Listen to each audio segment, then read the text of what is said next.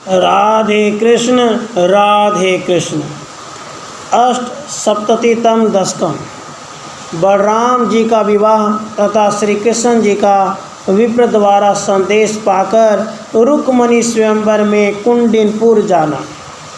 हे श्री कृष्ण, जिसके निर्माण में विश्वकर्मा द्वारा अपना सारा कला कौशल बढ़ा चढ़ाकर लगा दिया गया था, जिसे लोकपालों ने समस्त विभूतियाँ प्रदान कर रखी थी तथा जो समुद्र के मध्य में विराजमान थी, उस नवीनपुरी द्वारका को आप अपनी प्रशस्त देह कांति से सुशोभित करने लगे।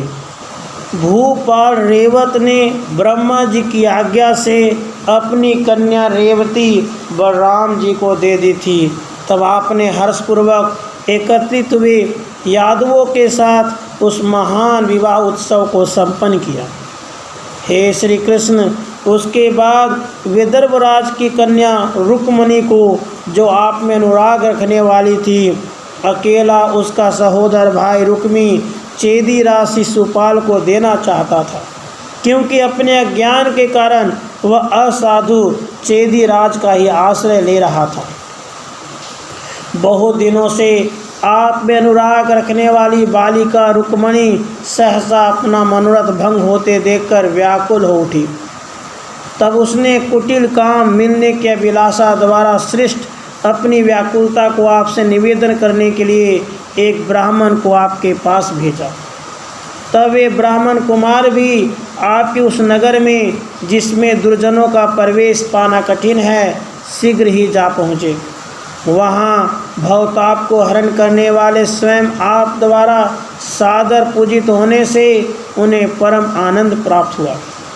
उसके बाद वे आपसे कहने लगे, हे भगवान, हे श्री कृष्ण, कुंडी नगर में राजकुमारी रुक्मणी शोभा पा रही है। वह आपके लिए ही उत्कंठित रहने वाली है, परंतु उसके मनोरथ में विघ्न पड़ने के कारण वह धीर हो उठी है। इसी कारण उसने मुझे आपके पास भेजा है।